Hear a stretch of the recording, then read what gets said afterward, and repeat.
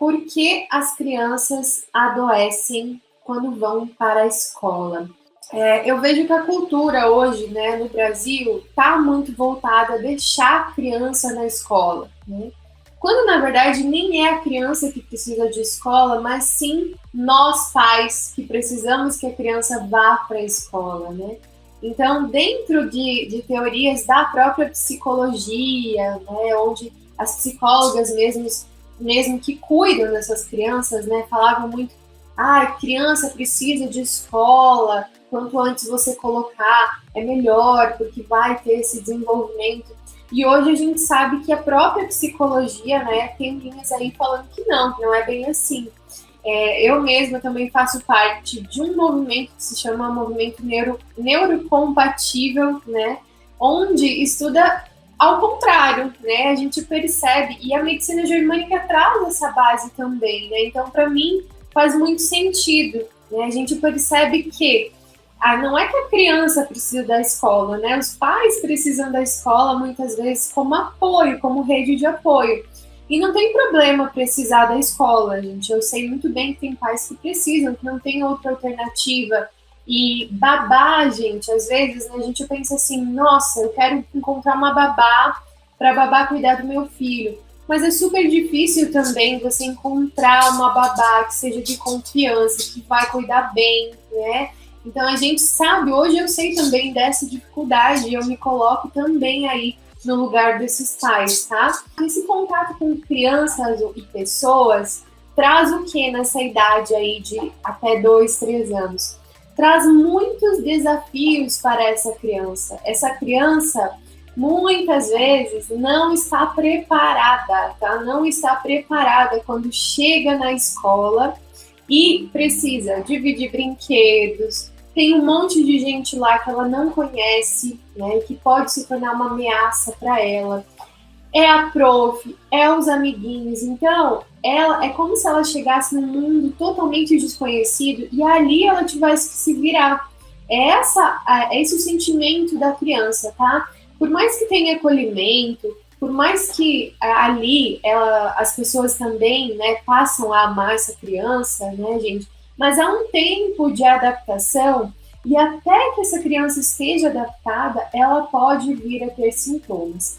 E falo mais para vocês, tem crianças que eu conheci e também atendi em consultório, que desde que começou a ir na escola, né, começaram os sintomas e ficam aí por anos com aqueles sintomas, ou seja, o conflito ali que ela viveu, que na verdade o que elas vivem são conflitos biológicos, ainda acontece e ela ainda não consegue lidar com aquilo.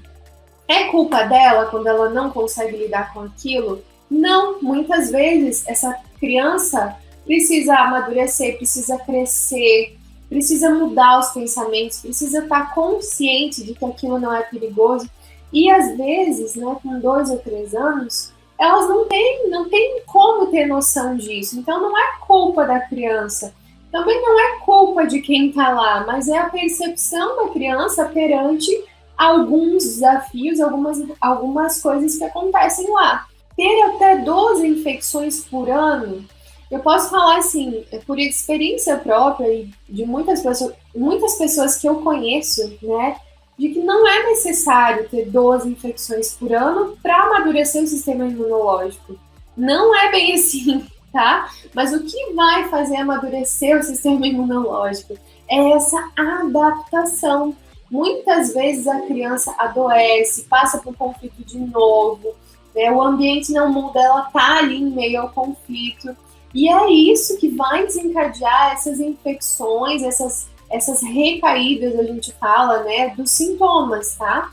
Mas isso não é necessário, tá, gente? Então, o que eu quero colocar para vocês aqui, que não é necessário você expor a criança a um ambiente para que as coisas melhorem. Pessoas mais antigas, né, falavam assim, não, é melhor a criança saber que o mundo não é tão legal assim, que ela vai sofrer de vez em quando, que ela tem que cair, porque depois ela levanta. Então, assim, não é necessário, tá? Não é necessário, porque o corpo dela, na verdade, já está preparado. Toda vez que ela tiver que responder, ela vai responder. Então a gente não precisa colocar ela num ambiente estressante, tá? A criança, a gente tem que tentar evitar os conflitos, né? Mesmo que eu falo sempre para os meus alunos, conflito a gente não evita, né? Não tem como evitar um conflito. Mas, nesse caso, vamos pensar comigo, né? Se existir alguma outra forma dessa criança ficar com a mãe ou ficar com uma pessoa que ela gosta muito, com a avó ou com a própria babá em casa, sem ter que passar por esses desafios, é melhor, tá? Assim você vai evitar conflitos, evitar que ela passe por essas respostas do corpo, tá? Agora, se não tem outra alternativa, não tem problema. A criança pode ir para a escola, né, antes dos 3 anos. Eu quero muito falar assim, a gente coloca uma divisão aqui, né?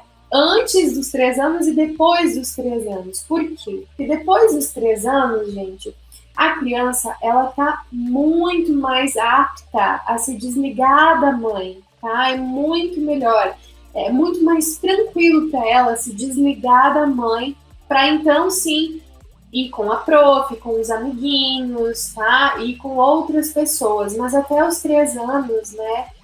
Estudos, que daqui a pouquinho eu vou falar sobre eles também, falam que a mãe tem um vínculo muito grande. Então, por isso que o sofrimento, né, é maior quando ocorre esse afastamento, tá? Então, quando a gente estimula a criança, né, ou tenta ali mudar o ambiente da criança, tenta introduzir a babá, tenta levar na escola, mas não fica, não vai, a coisa não flui, isso é um sinal de alerta que ainda não está preparado ou que as coisas não estão fluindo bem, tá? A gente precisa ouvir esses sinais e não forçar, tá bom? Não forçar jamais, ok?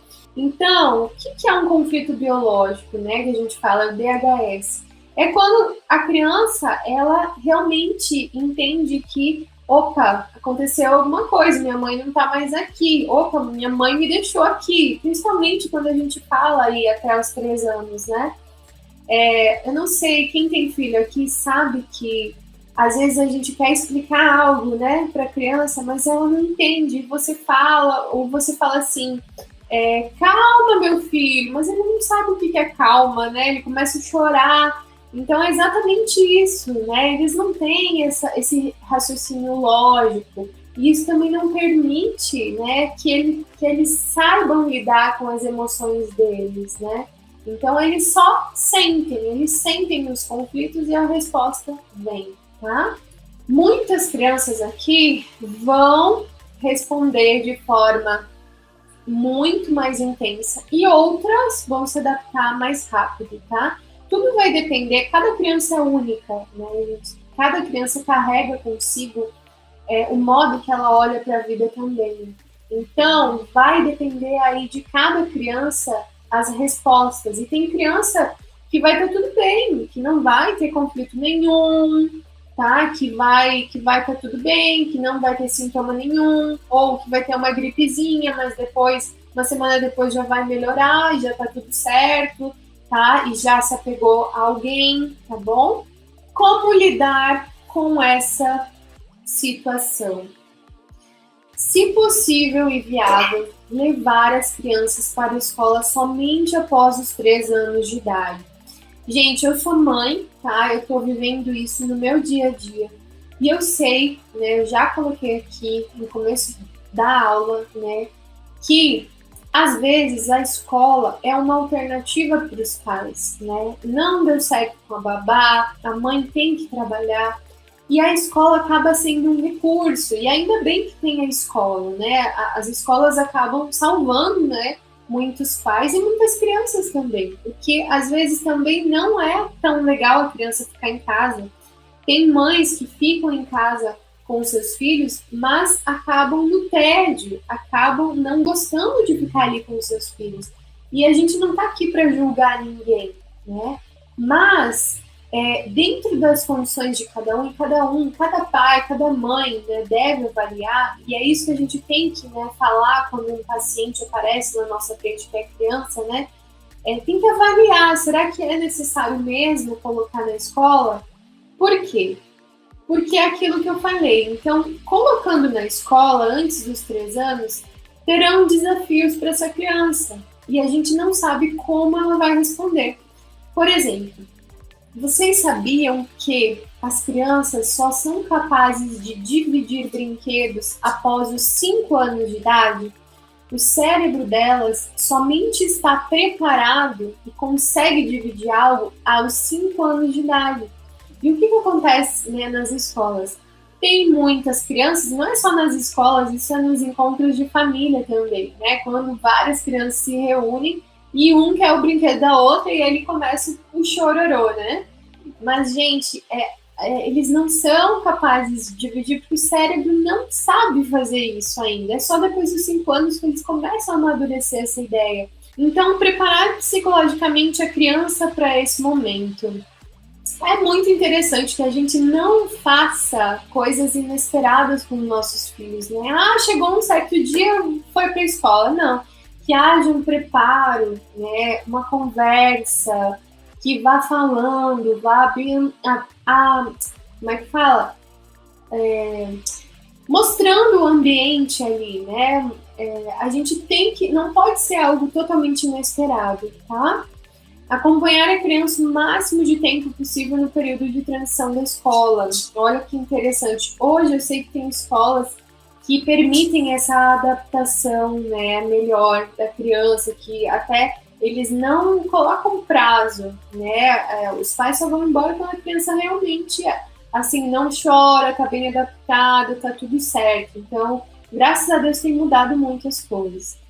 Se a mãe estiver em segurança, a criança perceberá. Então, o preparo psicológico da mãe é fundamental nesse momento. E aqui, gente, eu acho que a mãe tem que sentir que a criança precisa ir para a escola, sabe? Por exemplo, ela vai observando no ambiente assim, poxa, com a babá não deu certo, a gente está tentando várias coisas e não está dando certo, e eu preciso ter tempo para fazer algumas coisas, então eu acho que escola é uma boa alternativa.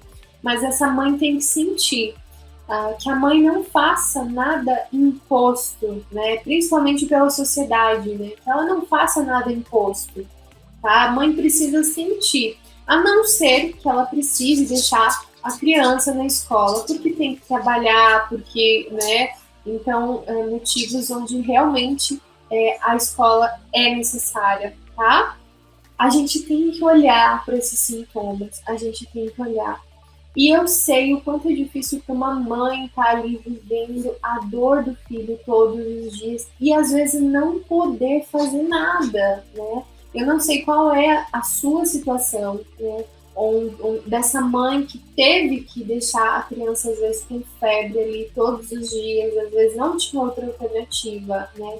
Mas se tiver outra alternativa, se tiver como mudar isso, gente, que esse conhecimento sirva para mães que vocês conhecem, para pessoas que estejam passando essa situação, onde vocês vão poder alertar, onde vocês vão poder aconselhar os pacientes de vocês, tá? Então a gente tem que olhar para esses sinais, sim. Uma das coisas que fazem muito é conversar com a criança, né? Quando ela dorme, explicar, fazer com que ela se sinta amada, segura, repetir várias coisas boas para essas crianças, tá?